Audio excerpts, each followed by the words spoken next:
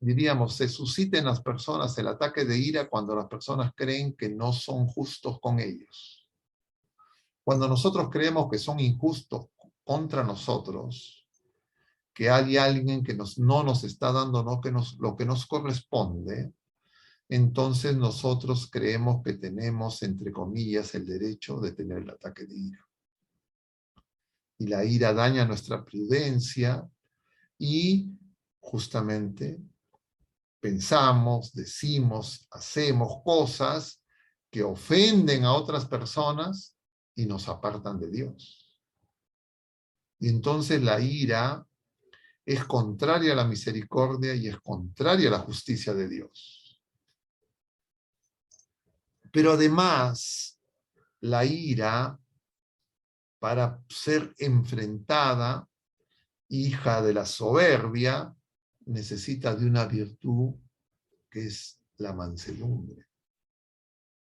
Y Jesucristo, que es el Hijo único, Él se pone como ejemplo y solo se pone como ejemplo para decirnos que tenemos que ser mansos y humildes de corazón como Él. El Señor se podría haber puesto como ejemplo de todas las virtudes, porque es Dios, 3 veces santo, pero solo nos dice, sean mansos y humildes de corazón, como yo soy manso y humilde. Santo Tomás de Aquino nos dice que la mansedumbre y la humildad son frutos de un don del Espíritu Santo, uno de los 7 dones del Espíritu Santo. Y justamente es el don que nos hace ser hijos de Dios, a imagen del Hijo único, y ese es el don de piedad.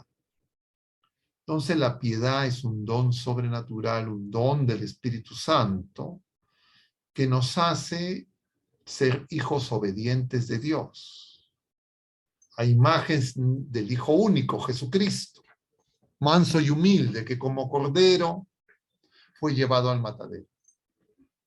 Porque humanamente, y el mundo, nos van a decir que eso es una tontería.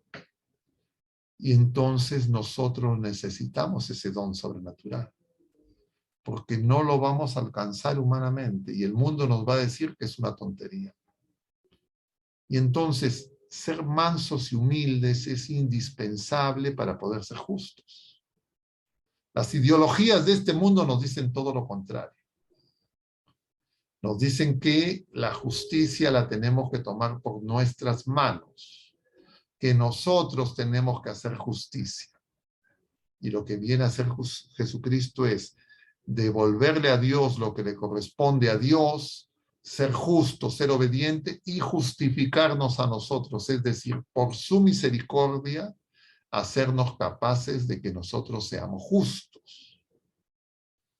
Y eso significa que nosotros podamos ser fieles con Dios, fieles con nosotros mismos y fieles con los demás, para que descubramos el ser nuevo, la vida nueva, la vida de hijos de Dios que el Señor nos ha dado. De otro lado, se contrapone la misericordia y la verdad, pero de manera análoga. No hay misericordia sin verdad. Y la verdad de Dios es que Dios es misericordioso y nos ama fiel, gratuitamente, y viene a realizar una nueva creación. Y la verdad nuestra es que somos pecadores, redimidos por el Señor, y que el Señor quiere en nosotros incorporarnos a esa vida nueva de hijos de Dios, santificarnos, pero quiere hacerlos con nuestra colaboración, es ese hagamos, que es obra de la Trinidad Santísima, pero también obra del hombre. En todas las otras criaturas no dice el Señor hagamos, hágase o exista, pero el Señor le pide a la criatura humana autorización para realizar esa nueva obra. Ni siquiera a los ángeles el Señor les dice hagamos, solo al hombre. Y esa nueva obra ya ha alcanzado plenitud alcanzado todo su esplendor en nuestra Madre Santísima. Y por eso es que María es Madre de Misericordia. Y ella nos ayuda para que nosotros podamos descubrir esa obra buena que el Señor quiere realizar en nosotros, que ya realizó en ella, pero que necesita de nuestra adhesión. Esa es la fe, esa es la fidelidad del hombre, la respuesta del hombre a Dios. Y esa respuesta es obediencia. Creerle porque Él es fiel, porque Él nos ama y porque es lo más grande, inmenso que nos puede ocurrir. Pero simultáneamente es nuestra responsabilidad esa respuesta. Y el Señor no va a violentar nuestra libertad, sino que el Señor una y otra vez va a proponer. Y nosotros tenemos que acoger. Y no vamos a acoger esa gracia, esa misericordia, si no quebrantamos nuestro corazón, si no tomamos conciencia de la gravedad del pecado, no nos arrepentimos las veces que sea necesario de nuestros pecados y acudimos una y otra vez confiadamente a implorar su perdón. Y entonces nosotros, en este tiempo de Pascua, en esta vida nueva de hijos de Dios, alcanzamos diríamos, ese crecimiento en la vida de hijos de Dios si es que nosotros salimos de nosotros mismos, salimos de nuestro encierro, salimos de nuestro sepulcro.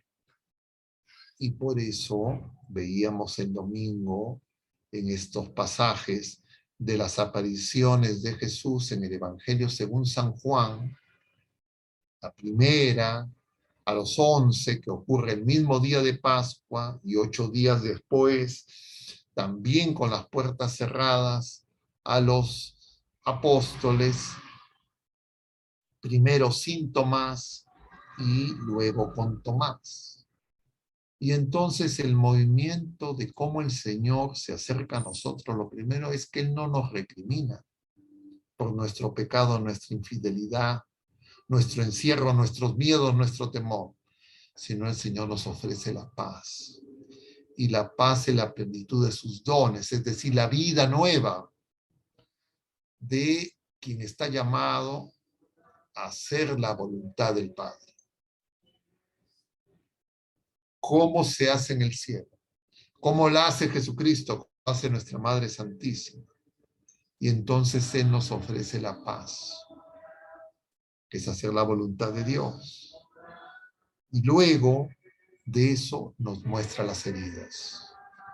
Nos muestra, igual que a los apóstoles, que el resucitado es el mismo que el crucificado. Y luego de eso los envía, los pone en camino, levántate, échate a andar, sopla sobre ellos. Les llama a perdonar, a ser misericordiosos.